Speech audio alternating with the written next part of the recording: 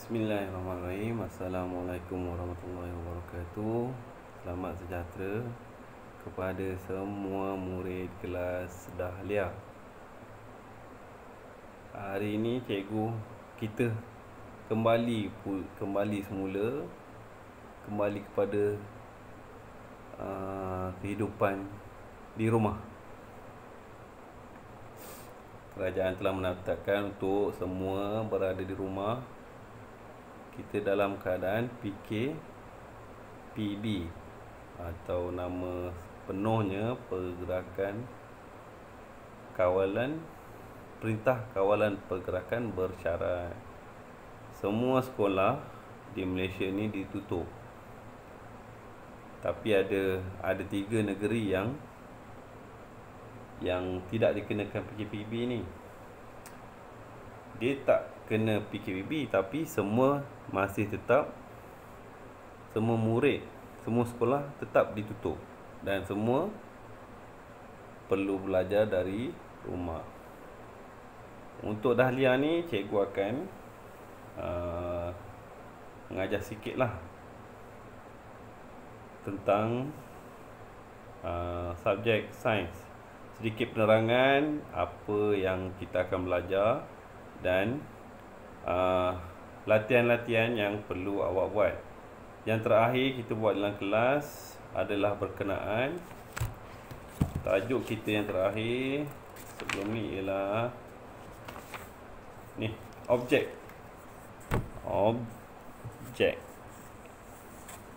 Nampak objek di mana kita belajar objek keras, lembut, objek timbul, tenggelam, objek serap air atau serap air, yang menyerap air atau tidak. Mesti ingat lagi, minggu lepas kita belajar. Cikgu buat video ni waktu malam, tunggu anak-anak tidur baru boleh buat. Kalau tidak habis semua kacau. Okey, kali ni minggu ni kita akan masuk tajuk elektrik. Ni, elektrik.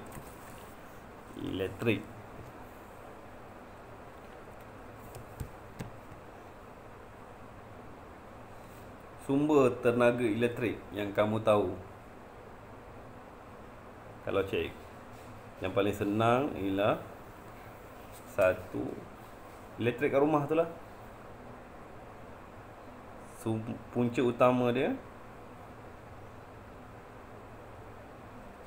apa?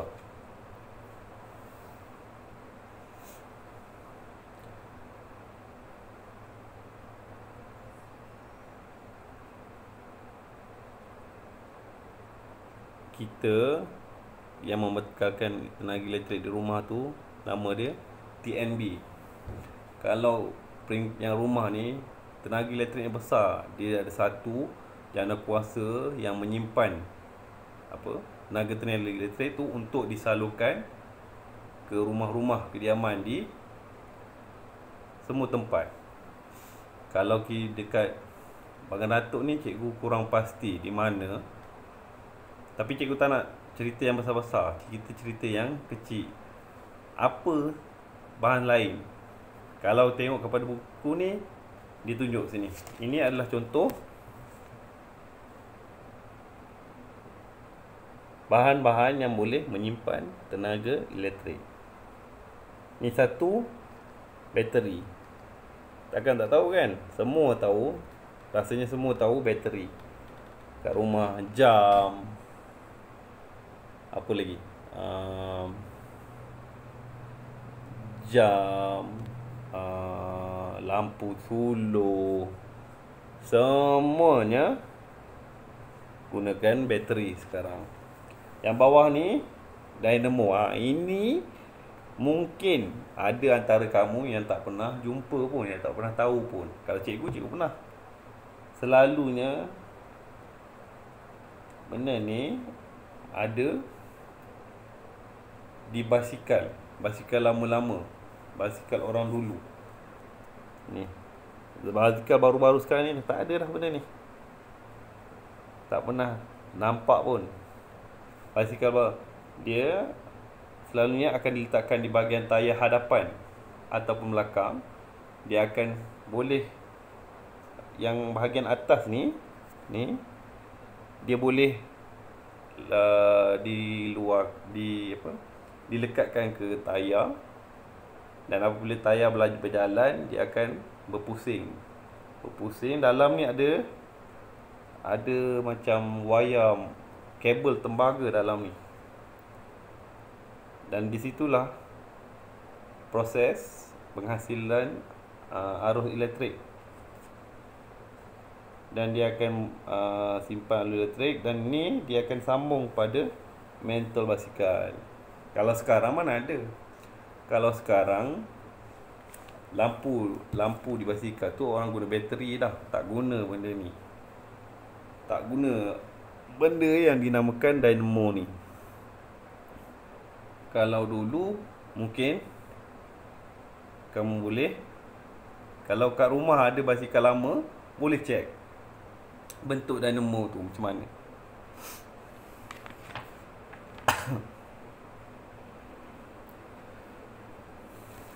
Di sini dia ada nyatakan di sini, type sumber tenaga elektrik pada enjin carian untuk maklumat lanjut. Pada mereka yang tak ada sekurang-kurangnya telefon yang boleh layar internet, bolehlah type di sini dekat Google, enjin carian Google tu, carikan, typekan di situ sumber tenaga elektrik. Kat situ bila awak type di situ, semuanya akan keluar berkenaan sumber tenaga elektrik. Awak boleh tak dapat, semua boleh tahu lagi apa lagi sumber-sumber lain selain daripada yang ditunjukkan dalam buku ni. Bateri ni, dynamo. Yang lain yang mungkin cikgu boleh bagi tahu sini, kalau kat Malaysia tak ada sumber tenaga elektrik ni. Kincir angin, kalau dekat luar negara tu, negara-negara yang maju, dia ada gunakan kincir angin. Yang kat Malaysia ada solar. Kalau nak tengok sistem tenaga solar ni, kamu boleh pergi berjalan menghala ke Sabak Benam. Jalan menghala ke Sabak Benam tu, sebelah kiri kalau tak silap, ada satu kawasan lapang. Di situ diterapkan panel-panel solar. Yang itu TNB punya. Dia untuk dapatkan tenaga elektrik daripada sumber cahaya matahari. Kalau yang kincir angin tu digunakan, didapatkan tenaga elektrik yang dijana daripada angin. Kalau yang solar ni pula dijana daripada cahaya matahari. Dan banyak sekarang rumah-rumah, kalau kat rumah kat bandar lah selalunya, dia nak jimat elektrik, dia letakkan panel-panel solar tu dekat atas bumbung. Dapat jimat banyak elektrik. Cuma dia agak mahal. Untuk satu panel tu kemungkinan dalam 1,000-2,000 untuk pasang panel di atas bumbung rumah masing-masing. Okey, itulah sedikit. Cikgu nak tenang banyak-banyak pun tak seronok, sebab cikgu macam pelik sikit sebab cakap seorang-seorang. Kamu dapat video, cikgu rakam video ni dalam lebih kurang dalam pukul 12 ni. 12 anak-anak cikgu dah tidur. Tapi itulah, untuk seterusnya tugasan awak semua. Yang pertama, buku ni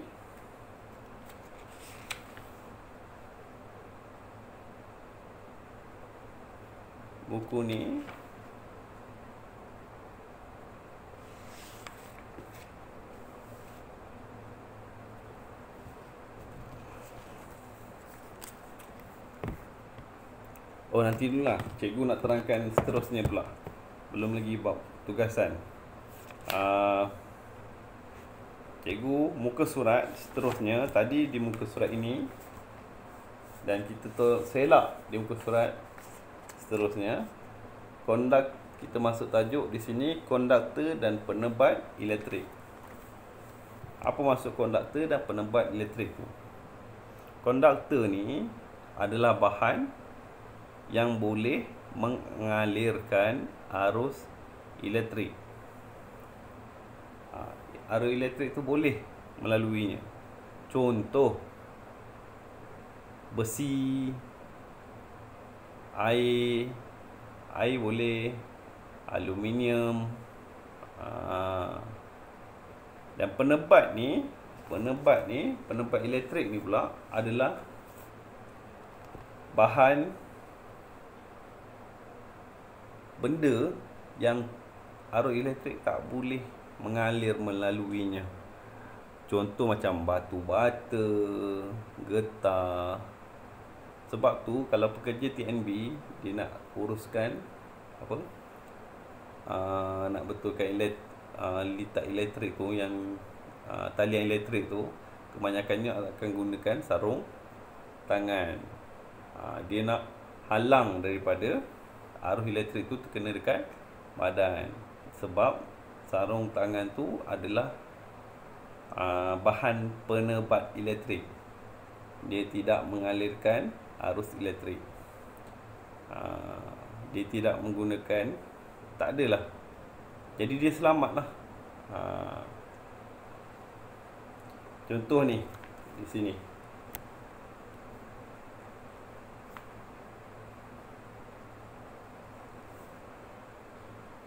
Ini adalah bahan-bahan yang konduktor elektrik. Nampak tu, ada gunting, kunci, air, sudu. Ini semua dia buat satu litar elektrik yang tekas. Sambung bateri sini, ada wayar, ni wayar dan mentol. Dia cuba satu-satu bahan ni dan sambungkan menggunakan wayar elektrik tu. Nak tahu ada elektrik atau tidak, dia tengok pada mentol ni. Kalau di sekolah kita boleh buat, tapi bila di rumah ni agak berat sikit. Sebab kita tak dapat nak bersemuka. Ini kalau mentol ni menyala, maksudnya bahan yang disambung di sini ni adalah bahan konduktor elektrik. Contoh ni sudulah, besi yang boleh mengalirkan arus elektrik.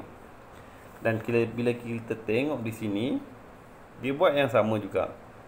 Tapi digunakan, nampak tu ada sapu tangan, ada kayu ni kot. Lepas tu ni batu. Dia buat yang ni pula. Ini adalah bahan ni, mentol ni tidak menyala. Menandakan bahan-bahan yang di sini semua adalah penebat elektrik. Bahan-bahan yang tidak akan mengalirkan arus elektrik. Itulah beza maksud konduktor dan penebat elektrik tadi. Konduktor ialah bahan yang boleh mengalirkan arus elektrik, manakala penebat pula adalah bahan-bahan yang tidak boleh mengalirkan arus elektrik. Penat apa yang cakap seorang-seorang ni? Belum apa-apa dah serak. Kena ada air kat sebelah. Cikgu lupa nak ambil air. Baiklah, sekarang tugas kamu di rumah yang pertama adalah satu, buku ni. Okey, buku ni. Tengok yang last kita buat apa hari tu. Okey, ini yang latihan kita last hari tu. Yang datang, ini buku si Asr Amirul. Amirul. Dia dah boleh kata rajinlah datang sekolah. Maksudnya semua latihan cikgu dia buat. Ini yang terakhir. Serap air atau tidak. Objek. Kita buat latihan di sini. Okey, untuk kali ini muka surat baru, buat tarikh. Kamu buat di rumah tu, tarikh hari apa, tarikh yang bila. Kamu buat ni. Muka surat ni, yang ni. Ni. Nampak bateri tu. Okey. Tu tajuk kat atas ni kamu tulis sumber tenaga elektrik. Dah buat tarikh, dah buat hari, dah buat hari, buat tarikh, dan kamu buat sini. Tajuk dia sumber tenaga elektrik. Ni muka surat 58 ni. Cikgu akan bulatkan di sini nombor ni. Kamu rujuk video sambil kamu buat ni. Sumber tenaga elektrik. Ini tajuk besar, sumber tenaga elektrik. Lepas tu maksud dia. Dah tulis tajuk sumber tenaga elektrik. Lepas tu maksud dia kamu tulis sini. Ni.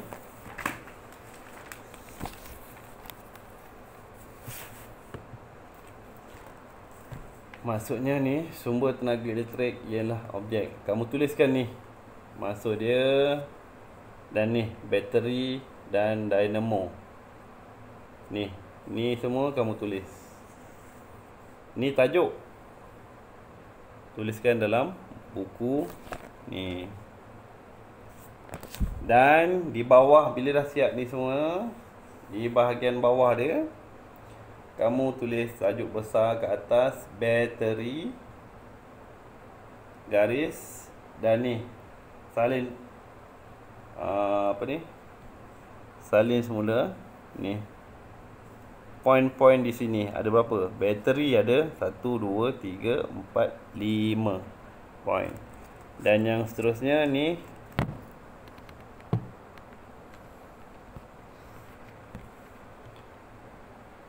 bawah ni dynamo. Ni dynamo. Buat sama juga dynamo. Lepas tu kat bawah dia ada 4 poin. Salin semula. Okey, itu latihan pertama. Latihan kedua, buat juga dalam buku ni. Ini tadi muka surat yang pertama. Pula muka surat kedua. Apa yang kamu buat ialah ni.